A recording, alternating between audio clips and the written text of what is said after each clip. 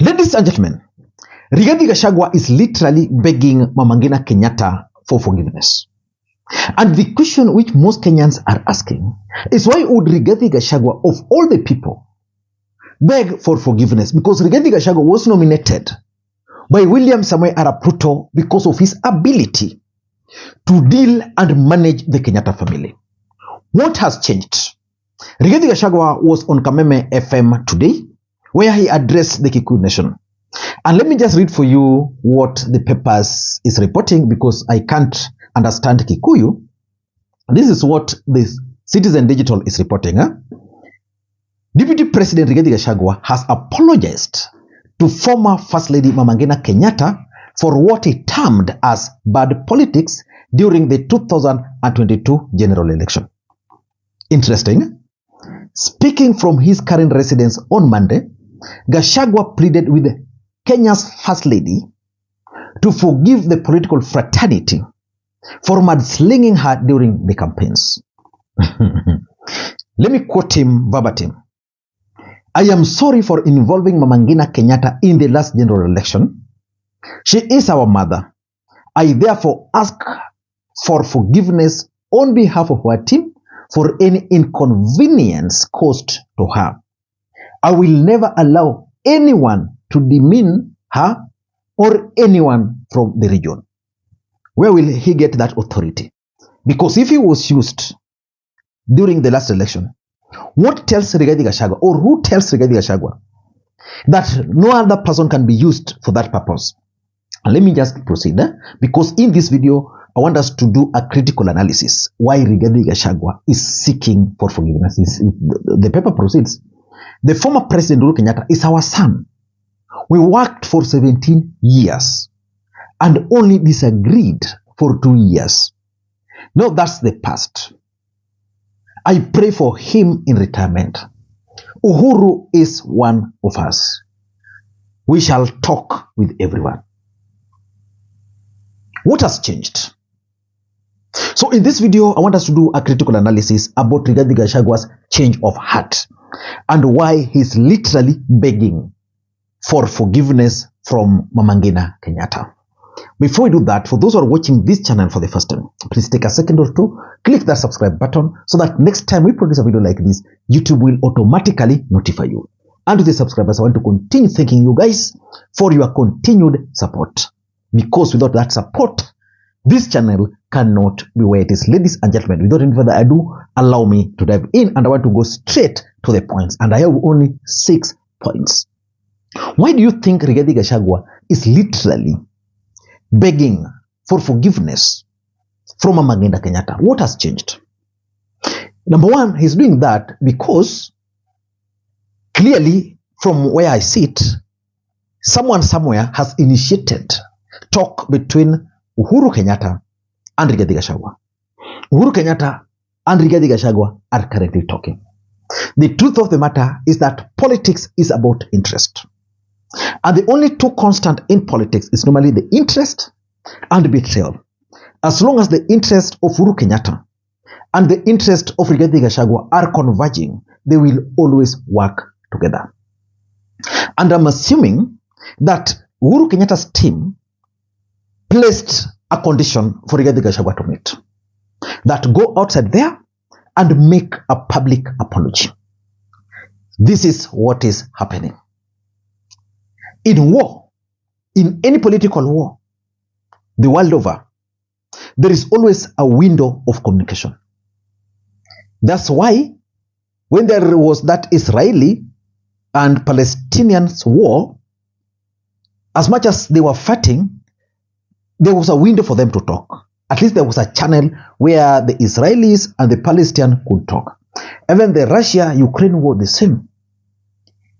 When Raila and Ruto were busy, their supporters were busy, Ruto unleashing the police, Raila supporters on the street, still they were able to talk, which means some channel of communication was still available. That's exactly what has happened. Uhuru Kenyatta and Rigathi Gachagua worked very closely for several years. Rigathi Gachagua is very clear that they worked for 17 years. But the fallout only took place 2 years. So the truth is, there was some communication channel. And this is what we are witnessing. So the biggest question we should ask ourselves is, what is the main objective of Rigathi Gachagua meeting or trying to talk to Uhuru Kenyatta? Forget about Mama Ngina. Mama Ngina, you know, when Uhuru Kenyatta's farm or Kenyatta's family farm was raided, the Northlands, that was the beginning of Rigathi Gachagua's fall in Mount Kenya. Number two, I'm also certain that the reason why Rigathi Gachagua is begging for forgiveness from the Kenyatta family is because of William Ruto's change of strategy towards Mount Kenya. Which means for William Ruto, Mount Kenya is no longer the main factor in his campaign. And why do you think Mount Kenya is no longer a factor in William Ruto's campaign, 2022 re-election bid? Because William Ruto understands that the mountain is drifting away. But for Rigathi Gachagua, that mountain must be together. So Rigathi Gachagua's strategy is simple. Try to plead with the Kenyatta family, make peace with them, in the hope that he'll be able now to win the support of the people of the mountain. Because the truth is, and this is the reality, the reason why Ruto appointed Rigathi was not because Rigathi was the best. He was least qualified. Otherwise, he would have appointed someone like Professor Kithure Kindiki. Do you think Professor Kithure Kindiki would have insulted the Kenyatta family? Would have even have dragged the name of the Kenyatta, of Mama Ngina? Uhuru Kenyatta was a politician, maybe, okay, but Mama Ngina, I doubt.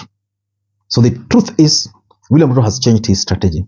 So Rigathi Gachagua is finding himself in a situation where he doesn't know what to do.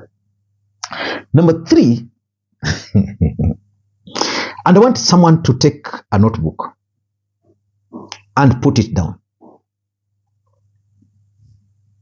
William Ruto is betraying Rigathi Gachagua. And you can't call it betrayal. Remember, Uhuru betrayed Ruto in quotes. Don't misquote me. That is what is happening to Rigathi Gachagua. And the only bad thing for Rigathi Gachagua is that Ruto never committed to support him. Or do you remember any time during the campaign when Ruto committed to support Rigathi Gachagua's bid in 2032? Nowhere. So currently, Rigathi Gachagua is being isolated. If you want to understand that, you don't need to go far. Just go back history. Yesterday, William Ruto was in Nairobi. He was with Ndindi Nyoro, Musalia Mudavadi. Have you asked yourself why Rigathi Gachagua was not there? Have you? Number 4. Rigathi Gachagua is trying to consolidate Mount Kenya. Why do you think he's trying to consolidate Mount Kenya? And he's been very vocal about it, that Mount Kenya must speak with one voice. That whenever we are speaking different voices, we are never respected politically. Let me ask you this question. In 2022, do you think the mountain was united? For me, I think the mountain was united, and that's why they voted for Ruto. So why would Rigathi Gachagua try to consolidate it further? Because for me, I thought they'd finished Uhuru Kenyatta. So why would he attempt to consolidate it again? The truth of the matter is that, and you can put it this somewhere, there is high possibility, I'm not saying it's going to happen, but there's high possibility that Rigathi Gachagua might decide to run for the presidency in 2027 based on the political situation at that time. And if that were to happen, I'm aware that Rigathi Gachagua is already reaching out to credible individuals to be the running mate. I know he has already approached Okiya Mtata. I can mention for you the other guys he has approached, especially from the Western Kenya. So he must consolidate the Kikuyu nation because he believes that as long as the Kikuyu can vote as a bloc, he only needs a few votes from elsewhere to defeat Ruto and maybe force a rerun. And that can explain why he's always busy in Rift Valley. So that in case of a rerun, and it's number 1 or number 2, things will be good for him to go. Number 5 is Rigathi Gachagua's own political relevance. Do you think Rigathi Gachagua can continue being relevant in Mount Kenya without the Kenyatta family?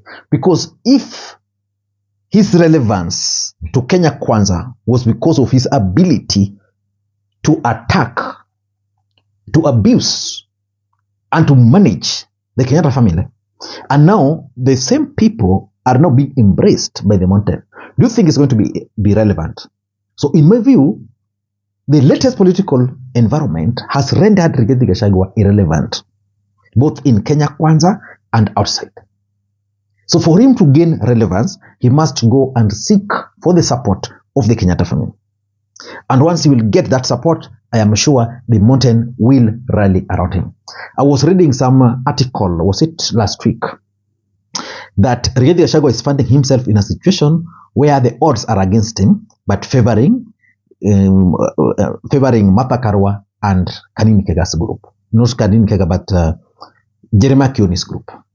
So that's politics. So he's also trying just to maintain his relevance. And lastly, Rigathi Gachagua has realized that politics is about interest and politics is about betrayal. He betrayed Uhuru Kenyatta, he's being betrayed. So he has realized that he was actually used to abuse the Kenyatta family, which in an ideal situation was not necessary. Do you think it was really necessary for Rigathi Gachagua to abuse the way he did the Kenyatta family? For me, I don't think so. Until next time, this is Lee Makwiny. Bye-bye.